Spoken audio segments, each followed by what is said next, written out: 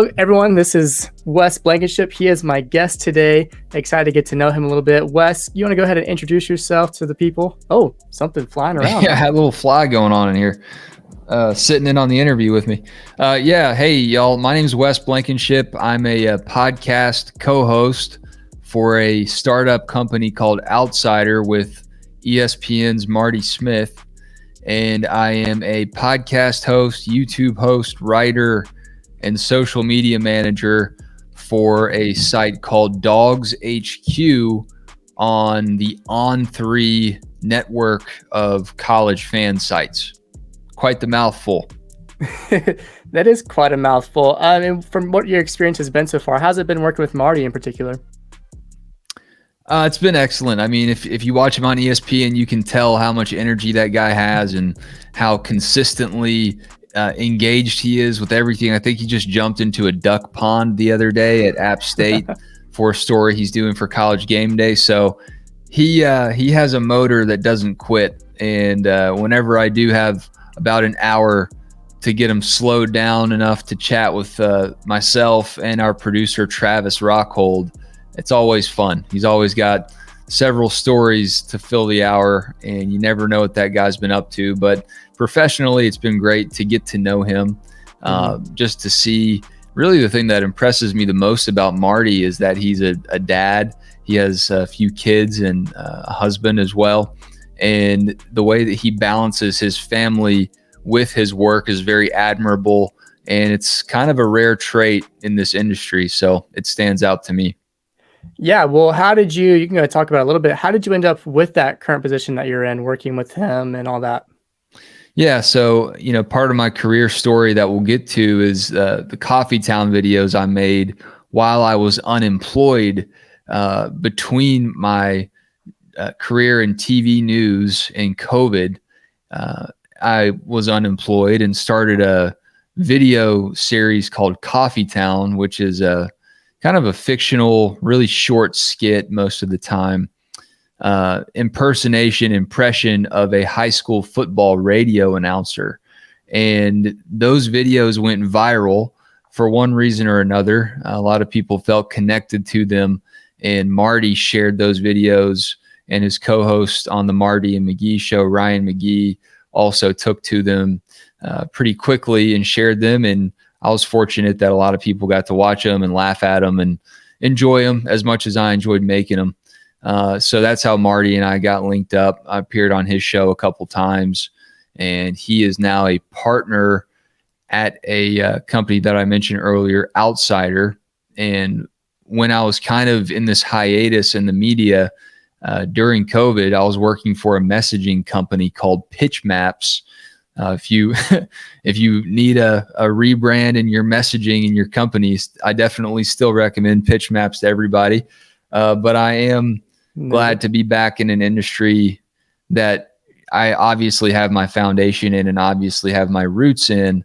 And I'm able to create things now and have fun with a camera, with social media, with my connection with very engaged audience. So it's a different part of my career, but that's how I met Marty, and that's why we're working together now. I love that. Coffee Town has definitely been one of my favorite online bits. I mean, I follow a lot of funny people, but yeah, I caught the attention of a lot of people, especially in the South, right? Those old AM, like you said, high school games, like, I don't even know, what the high kind of pitch, whatever, like, yeah, the modulation, just the radio static that I kind of put in there. I actually use this mic, and I'll turn my sound box all the way up, and you sound how hot. You hear how hot that gets. Get it? That's hot mic. Got a hot mic. So it's a little bit of special effects. And what's it? You got something Chugs. Donnie Chugs, Ronnie Chugs, Nacho Davis, Ashley Holt. Coffee Town. It just kind of sounds like everybody's hometown radio crew. They got radio ads from the Jones Homes and Jones Funeral Home. When you send a loved one through the goalpost of life, call Jones Homes and Jones. So it was just that kind of stuff. There's just little things like that where people, if you've ever listened to a high school football radio call, you hear those goofy ads that work all the wordplay in, all the puns, all the excitement over a 3-yard gain. And, all the deflation that goes out of the booth when the rival Mhm. team scores and wins. So all those little idiosyncrasies I felt like were pretty easily identifiable. But when I started to do them, and I made that first video, I had no idea just how many people would relate to it. It's pretty wild. So great. So great. Yeah, I certainly enjoyed that. But for you, you kind of mentioned you bounced around a little bit. But how long have you actually been working in sports? And like what made you want to set off into covering those sports? Was it just like, in college that interest came? Was it just the inability to play further or something else? Yeah, well, I mean, I'd say it started really early on when a lot of my friends were watching Saved by the Bell before school in the morning with their cereal. I was watching Sports Center. I was watching Stuart Scott and Dan Hmm. Patrick and Keith Olbermann and all those guys. And I always felt like that was a career I wanted to pursue. For one reason or another, though, when I actually did make it into Georgia and into their journalism school, I don't know if I didn't have the confidence at the time or if I didn't fully feel aligned on that vision at that point in my life. I really can't speak to it because if I would have gone back, you'd think well, this guy probably would have gone to journalism school to be in TV, but I chose newspapers and I chose photojournalism specifically. And, I'm glad that I chose that because it taught me early on, the newspapers was an industry that was actually failing, Yeah. and maybe I had too much pride or too much confidence in myself or the industry to rebound at the time. I don't know what it was, man, but I'm glad I picked it because it gave me this innate ability or skill to be confident in trying new things, even in an industry that may seem outdated or may always be changing. And, when I speak to a lot of people about it, it seems unnerving, but to me, it just taught me how to be flexible and how to be nimble, how to jump from newspapers as a major to working in local TV news as a photojournalist. That was my first job out of school. And then I became the local sports anchor in Macon at 13 WMAZ, the CBS affiliate. I got to cover my first Masters there, some NCAA tournament runs. You might remember Mercer upsetting Yes. Duke. Yes. Oh, the So I 15 was able seed, to right? cover that and really learn what it was like to be in the field and put the things I learned in school into practice. Like I said, I was a photojournalism major, but our professor, Mark Johnson, gave us a very cool journey through being a visual storyteller. And he summed up at the end of the year, at the end of the course, once you completed this 3-course visual journalism deal, if you want to tell a story, it was the technical things that he had told us about using a camera, about filling our frame, controlling our background, waiting for moments. Those were the core elements of taking a good photo that he always taught us about. But it also translated to telling a story in general, no matter what you went to do. And I was a pretty good storyteller, I think, just naturally. I was that was something I took to in school. I loved writing in English and AP courses in high school and just really felt comfortable writing. And that was kind of an early skill I had for sure, but I don't think I fully put it together until I had that course. Well, when I finally make it into my career after working through college, I was taking photos for the Red and Black, the student newspaper. I was taking photos for the UGA athletics department in 2012, the year when Alabama ripped Georgia's hearts out in that SEC championship game right there at the end. I had a lot of experience taking photos. Then I had an internship at 11 Alive where I would eventually work after I spent a few years at WMAZ. So that was cool to be back home, get to cover the Braves, get to cover the Falcons, get to cover Georgia. So that was all fun. Some pretty good teams in there. The Braves hadn't quite ascended yet. The Falcons were actually better then because they've taken a dive ever since that 28-3 game. Man. In Georgia, I got to cover the Rose Bowl and that national championship, which was also a heartbreaker, but still got to see the start of the Kirby Smart era, which was cool as a Georgia grad. And then I've covered several Masters along the way and got to see Tiger win in 2019, which was amazing too. So I've been very fortunate and have been able to check off a lot of items that would be bucket list things for a lot of people. And I definitely don't take that for granted. Yeah, those are awesome places just to get to be. I can imagine that Rose Bowl and yeah, those Masters, just incredible places to be. Historical, being inside the Rose Bowl, being at the Masters, Always people bring a dream. cup home, Oh cupboards full man, of these things. So plastic cups. Yeah, I have plenty of those from Braves games, countless Falcons ones. But yeah, you talked a lot about a lot of those highlights, but kind of mentioned maybe some setbacks you've had along the way. Some trying moments, maybe where it wasn't going in the direction you wanted it to go. Maybe what are some challenges you had to overcome early on in your career?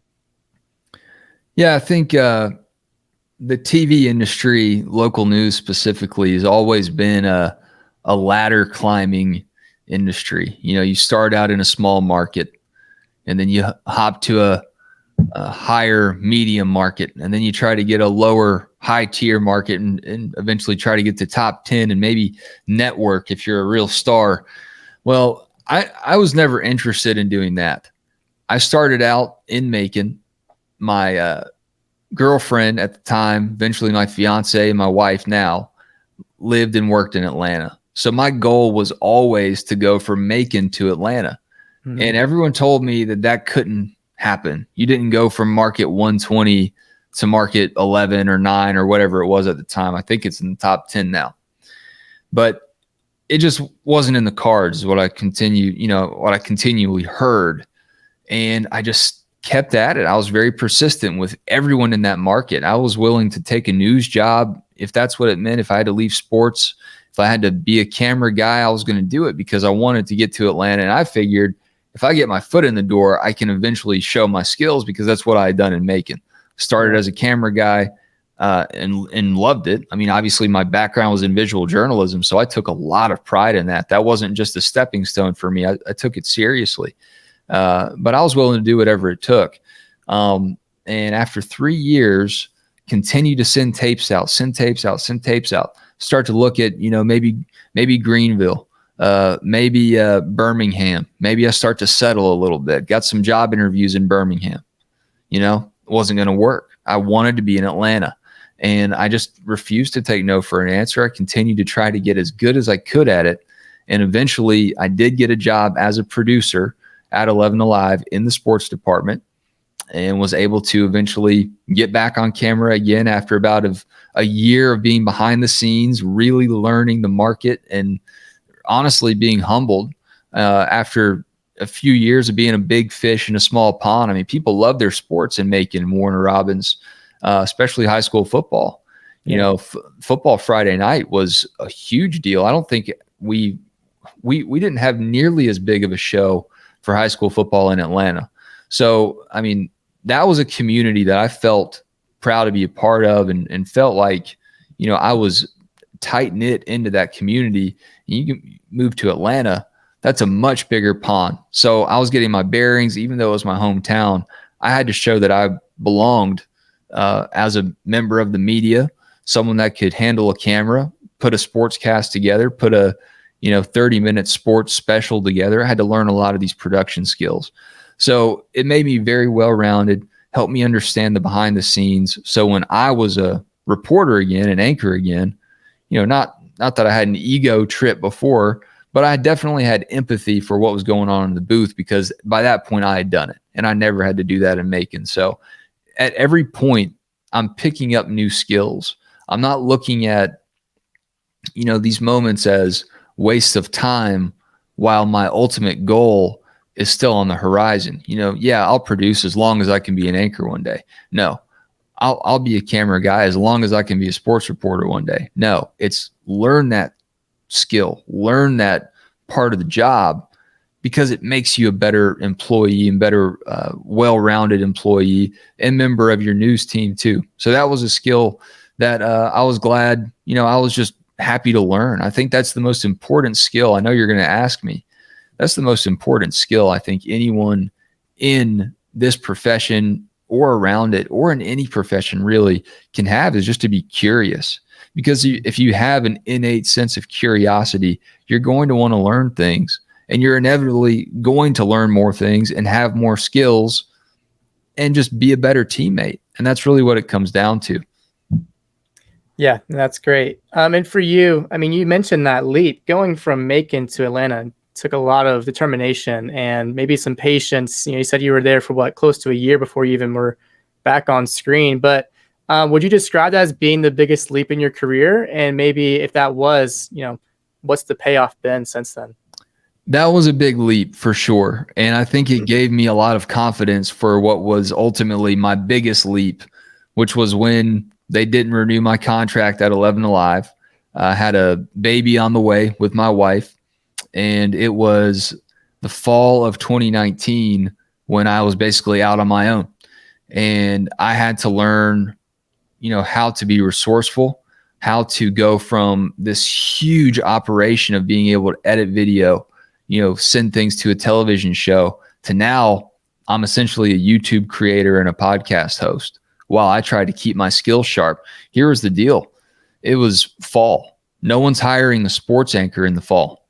No one's really looking to fill those positions because, for where I wanted to stay in the Southeast, it's football season until it isn't. And Right. that extends basically until February, into spring. So I wasn't counting on being able to find my next sports job anytime soon. I was ready to ride out the holidays, get past New Year's, and then really hope that someone took an interest in me. Well, Mhm. we had our daughter in February, and a month later and a week later to the day, COVID basically reached the United States. So at Yeah. this point, nobody knows what's happening in any industry, let alone sports. Sports is totally done. We don't know how long we're going to be in quarantine. No one's hiring a sports anchor then either. So, I mean, my career situation took a much bigger detour than I could have imagined. So I ended up being unemployed for almost 8 months before Pitch Maps, through a mutual connection through my wife and someone that worked there. Um, they agreed to let me come on. And again, it's like I said earlier, I wasn't just working at Pitch Maps just so I could hold a job until a media job opened. I was all in. I was ready to climb that ladder. I was ready to be try to pursue promotions at Pitch Maps and just take the card that I was dealt. Right. I was all in on whatever path I was on. And wherever my feet were, that's where my head was. I didn't have time to be distracted by other stuff. I tried to start, a little startup of my own with a couple other guys that were unemployed before Pitch Maps hired me. But we all ultimately ended up finding our own gigs. And that's how it went for me. And if not for Marty, as I mentioned earlier, calling me a few months into that job with Pitch Maps, I'd probably still be there or still be in that industry. I was not expecting to be pulled back into media, but ultimately I was. Wow. And with Marty, I mean, you have to be thankful for that, right? I mean, coming out of nowhere, basically, I mean, that's a pretty cool phone call just to get. It's saying, hey, man, like, what would you think of this? I mean, you've been in a lot of big rooms. You've talked about being in the Rose Bowl, being in the Masters, but maybe you haven't felt like it. I'm not sure. Did you ever feel like there was an assignment or an occasion that was, too big for you? Maybe that pond was really big and you were that tiny fish, or maybe a certain person was sort of like feeling out of your depth. In those moments where you kind of felt small in a big place, how did you respond, and where did you go from there? I think the moment where I felt almost the least worthy of being there and being the position I was in was probably very early on when Mercer beat Duke in that NCAA tournament at Raleigh. And I had just gotten that promotion. I had just been moved into that spot of the on camera guy. And all of a sudden, I'm, Wes, who just transitioned from being the video journalist to the sports anchor. Now I'm Wes taking calls from radio stations all over the country and TV stations all over the country, just because we were the CBS station that happened to be there. I mean, it wasn't any huge interview or anything like that, but it was a level up moment that I wasn't expecting. I don't think anybody could have expected Mercer to beat Duke outside of Mercer's locker room. But That was a special team. That was a special moment. And the way I reacted to it was I took some deep breaths and closed my eyes and just said, look, this is where you ultimately wanted to be one day. This moment just happened pretty early. Just buckle up and be confident. And if I went back and watched that video now, it would sound like I just sucked helium out of a balloon, probably, compared to the way I talk now, because I've learned how to tone my energy down and just be a little natural. But back then I was excited to be there, and you could hear the adrenaline in my voice for sure. Man, yeah. Well, because I think I was trying to remember it. It was like the 15-seeded Mercer versus the 2-seeded Duke. And I think they went on to lose the next game. Might have Maybe been a 14-3. 14-3. Yeah. But yeah, I remember, I think that was maybe I think Georgia State was a 15-2, wasn't it? Yes, and we beat Baylor. Yeah, so I can imagine, just the energy in that room buzzing, just feeding off of it. And for you, would that even come close to being the greatest accomplishment or moment in your career? I don't want to think my career's over yet. So I'd hate to put a label on what the greatest thing I've done is now. But if I do have to look back, I would say the greatest lesson I learned was just during that time of unemployment, when I was doing Coffee Town and I was trying to make funny videos and be my own host and set up a virtual digital show. I mean, I'm probably not looking back on those things, knowing what I know now and being as nimble as I am now. I probably could have done a much better job when I was thrown into that deep end of the pool. But I learned about myself that I could swim and I could figure out how to swim, and I could use the skills that, a lot of people feel like they have to be in this industry of local news and they've got to climb that ladder, like I said earlier. But I learned that I don't have to just be that stiff, stuffy sports reporter that sounds like everybody else. I can be myself, and I can have fun if I want to. I can use my sense of humor if I want to. And I don't really have to worry about that. And it just added a level of comfort to me that I didn't have on camera before. I really tried, but a lot of times in life, you don't really figure out how much muscle you can put on in these situations until you're pushed to do it. And I'd never been pushed to do it until I was out of work and I was hungry and I had I was about to have another mouth to feed. So it was a time that I don't think anyone would choose, but looking back on it, I wouldn't have it any other way.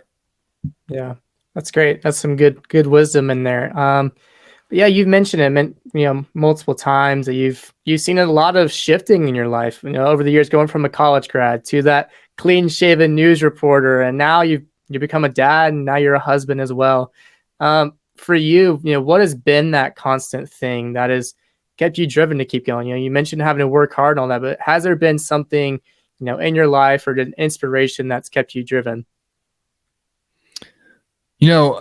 I just mentioned, the hunger to provide for a family. I think as any dad will tell you, that's just innate. And if you need that to motivate you to be a good worker, then you're probably missing out on some other inward motivations, because yes, that is important for me, but that's my job. I don't need that to fuel me. I mean, that's always there. That's the pilot light, right? It's always on. But the stuff that really motivates me is to try to be the best at what I do, to try to innovate. That's always been a goal of mine, is to innovate in my field, to think outside the box, to be a little bit different, not for the sake of being different, but just to offer more depth or offer some levity. That's what I am pursuing right now. I work in college football, and everyone has a hot take about something on the internet. Everyone wants to tell you why they're the smartest person in the room. It's never been my MO. Okay. So what did I learn? Like I said earlier, when I was unemployed, I learned how to be myself on camera. And if I'm going to sit here and try to tell you, why I think Georgia's going to lose to Kentucky, and try to convince you why I'm right about that, who cares? I'm only doing that to serve myself. I'd rather serve the people that watch me. I'd rather teach them something or make them laugh. So that's what I'm doing. And that's, it's refining, but it's the thing that keeps me honest. Yeah. How to be different, not for the sake of being different, for entertainment value, for informational value, but to have fun doing it. I mean, it's sports. If it's not fun, then you're doing it wrong. That's true. That's true. It's entertainment. It always has been, and I think sports has always been something that's brought people together, and it's amazing. The storytellers that we've had come through the years. You mentioned Stuart Scott, Keith Olbermann, all those guys. Have been amazing storytellers. They're all great writers. I mean, I had someone ask me recently on a call like this one, looking for a job. Where should I start? What should I do? I can't find anything in TV. I said, well, if you can't find anything in TV, and if there's a season in some people's lives where they're willing to grind it out, make peanuts. I'm not saying it's right. I'm not justifying it. It's just the way that it's been, and it's the way that it is. But if you're willing and you're able to have a year or two where you can really be lean, start with writing. Find a job that lets you write. Because if you're a good writer, if your sports industry, your sports media job, your goals don't work out there, if you can write, you can do anything though, because you learn how to communicate. And that's what I think is like the best foundational skill you can have is writing. And all those guys you mentioned on that Sports Center set, they're not in those seats if they're not good writers. Yeah. I mean, I think I know you, and I know that your mom was a teacher. Was that something that she instilled into you, was to become a good writer and kind of learn from that? She didn't have to do it. She didn't have to go out of her way to do it. I think you grow up around that kind of influence. And I'm learning as a parent now, it's monkey see, monkey do. And my mom has always been a good storyteller. She is definitely more outgoing than me verbally. I'm a lot more reserved until I'm really comfortable in a relationship. Obviously on camera and in my job, I can be outgoing too, but for most of my life, I've been more of an introvert that can be extroverted. My mom's way more extroverted than me, but I still learned those skills of writing. I mean, she's a great writer. She's a phenomenal writer. Taught writing, taught English, teaches writing now still, even though she's mostly retired. So I grew up around that, and I couldn't help but pick it up. That's great. That's very good. You kind of mentioned, just the ability to, start writing well, to practice, to hone it in. Is that the same advice that you would give to a young person looking to make their way into the world of sports? Or would you kind of gravitate towards something else on a piece of advice?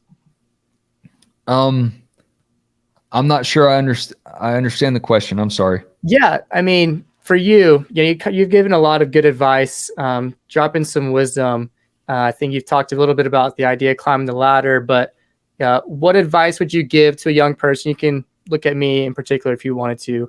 Some advice of someone looking to make their way into the world of sports. What would some wisdom be for that? I mean, I would just say be as prepared as possible. Whatever you're going into. When I covered the Super Bowl that was in Atlanta, okay, that was the Patriots and the Rams, I printed out multiple stories every day from each market's newspaper, okay? If there was an injury, if there was a quote, if there was a funny social media post, I'd print it out and I put it in this huge binder that I hadn't carried a binder around since school, okay? But I wanted to be as prepared as possible in case I had to ask, because I didn't know who I was going to be talking to that day. It's crowded in these conference centers. You don't know who you're going to run into. I wanted to be as prepared as I could be, know what these guys were doing, did their wife just have a kid? It's just being prepared. And that's something that doesn't come naturally for me. I've not been a type A kind of person, but I've learned that with my work, if you can't figure out how to be somewhat type A about this job, keeping stats in line, keeping story angles written down, you're going to forget them. You got to write these things down in the moment if you think about something. So you got to be organized and you have to be prepared. I mean, it's a discipline that you have to keep about yourself, is be disciplined and being prepared. But then also, you're going to feel those those butterflies. If you're a former athlete, you know what that feels like before a big game. If you feel those butterflies in any media moment in this job, don't listen to them and let them tell you you don't belong here. You're going to fail. You can't write this story. It's too big of a game. Don't listen to them. Just process it. Take a deep breath like I did after that Mercer upset, and give yourself a little pep talk if you have to. But you're going to be in big moments. I mean, that's the nature of sports. That's what makes it so great. You're inevitably going to be in an arena where someone rushes the court, or where the goalposts come down at a football game, or where Georgia Tech beats Georgia and they start ripping the hedges off. You know, you're going to inevitably be in a moment that feels like it's too big.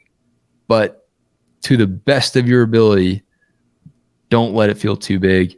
Focus on your job. And the more you do it, the more you write, the more you do stand-ups in front of the camera. You know, do a fake story if you have to. You know, do something. Get your repetitions up so it feels as natural as possible, because in this industry now, that's what's going to bring you to the top and really help you be a better storyteller, is being authentic. And that would be my last point of advice, is to be authentic. Be yourself. Don't try to be like another reporter you see on SportsCenter. Did I admire Stuart Scott? Did I love his ability to write a one-liner? Yeah. But I can't try to be the next Stuart Scott. I can't try to be the next Scott Van Pelt. You just got to be you. That's all you can do. And that will help you be the best professional you can be, because then you're not sounding like everybody else. That's great. That's good advice. And, from your interactions, you mentioned, being in those Super Bowl rooms and, even being in March Madness conferences, whatever it is, from the people that you interact with on a daily basis, the people that you work with for years, what do you hope to be remembered by from the people that you interact with?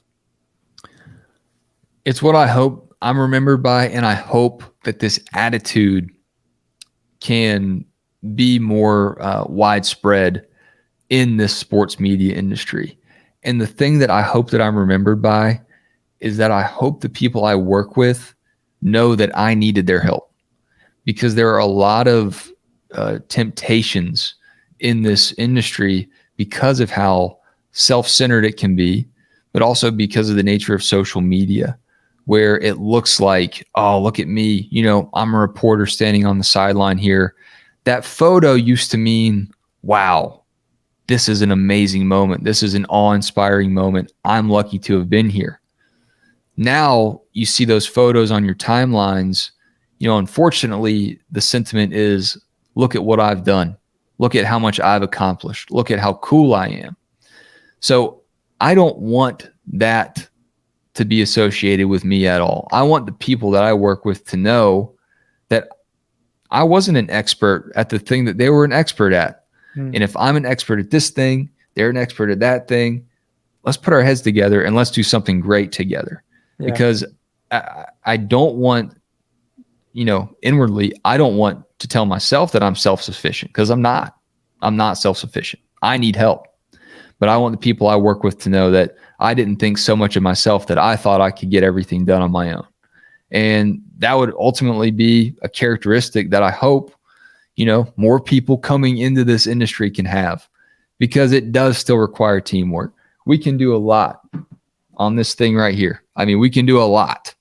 We can edit video, we can take pictures, we can, do podcasts. I mean, we can do so many things, but there's still something important and still a lot to be said about coming together as a team and putting an even better production together, writing a better script together, doing a better stand-up together.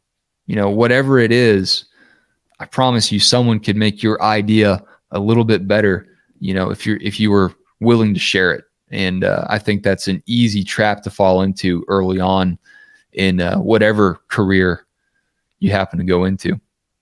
Absolutely. And yeah, even for me, I've had to learn that. I've had to rely on people more than ever recently in so many aspects of my own life, whether it be creatively, professionally, even just, with relationships with friends and family. It's been a trying kind of couple of years and months for me. And I've had to much like you've talked about. Lean on people, ask questions, not be afraid to speak up when you're kind of thinking, is it worth asking about? Is it worth, maybe contributing in a different way than you normally do, stepping outside of your comfort zone? Sure. Yeah, Yeah. that's some great advice. I certainly struggled with it in my career as well. And you get into this kind of prove it mode to show like I can do so many different things. For me, it was I'm an MMJ, which was a multimedia journalist. I don't even know if that's still a title they use, but that meant that I would go to a story. I'd set up my own tripod. I'd set up my own camera. I'd write my own script. I'd do my own report. I'd record it. I'd send it to the show. I'd produce the show myself, and I was so proud of myself that I could do all these things. But I look back and I'm like, you know what? You could have probably had a lot easier time if you let someone help you. It's tempting to be like, look at how many things I can do. A lot of times the product isn't as good if you'd actually worked with other people.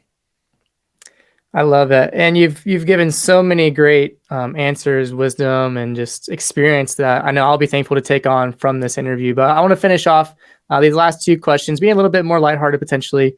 But one of them being, you've watched years and years and years of heartbreak and also triumph more recently when we talk about Georgia sports. But for you, it could be something you attended or just something that you experienced early on in life. But what would you describe as your favorite sports memory that you've just been unable to erase from your mind that you'll always carry with you?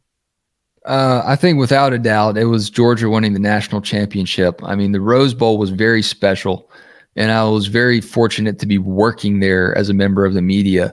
But last fall, I was 100% working for Outsider. I was doing a lot more with them than I do with them currently. A lot more behind the scenes, certainly. So I wasn't really covering football. I wasn't really covering Georgia. Of course, I was watching them every Saturday, but I wasn't, getting paid to write about them or talk about them. So I was purely in fan mode. I mean, by that point, I had been a journalist and, had to do the whole objectivity thing, which is obviously important, not downplaying it, but I don't have to do that anymore. The cat's out of the bag. There's no point in going back and trying to pretend like I don't care who wins anymore. And that's the great thing about Dogs HQ and On3. They want us to communicate and relate to fans. And I can certainly relate to all the fans that attended that national championship because it was a long time coming, my whole lifetime coming. I'd never seen it happen. And I prayed. I didn't pray for the outcome of the game. I didn't pray for Georgia to win or anything like that. But I just prayed during that trip. I said, if you do care about this game, I don't think you do. But if you do care about the people who've been waiting to see it, people who just don't want to have their heart broken again, let's get a win. Let's just see one of them. I just want to see one. Can I please just see one? Very lighthearted prayer. Didn't have too much stake into it, but I did have a little bit more faith, I think, in the outcome. And when I stood there in Indy and watched the game in Lucas Oil Stadium, it really gave me a very crazy peace about the game that I didn't care what happened. I'd made the trip. I'd said that prayer. And if we were supposed to win, then we were going to win. And if we didn't win, I wasn't going to hold it against God or anything like that. But it gave me a calm. And I never doubted it. I just never doubted how that game was going to go. I wasn't nervous. And I'd seen so many games in the past where Georgia had lost it late, especially to Alabama. You could write a whole book about that team in and of itself, beating Georgia in terrifying, terrible fashion.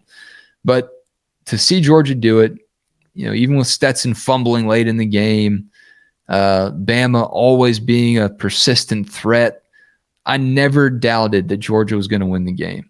So that was a very special spiritual moment.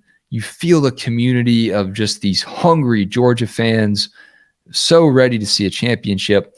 There were Alabama fans sitting near us, and I'll never forget this guy. He comes up to me. He's an Alabama fan, and he says, "You know what? I just wanted to tell you, I saw you and your friends celebrating this win, and obviously I wish Alabama had won, but I'm happy for y'all. Congratulations. And thank you for sharing your passion for this win, because we've won so many of them. It's hard not to laugh at it. But he said, we've won so many of them, we almost forgot how special it can be. So, I mean, that's the kind of thing that you never expect to get out of that game, that interaction right there between a Georgia fan and an Alabama fan. But I'll never forget it. It was unforgettable, irreplaceable sports memory for me, and still get a little emotional talking about it. That's incredible. I've been to countless games. I had the opportunity to be at the NLCS Game 6 with the Braves. I've had the chance, recently to travel overseas to go see my favorite soccer team, Tottenham, play. What's London. The best one you've seen? What's the best game you've been to?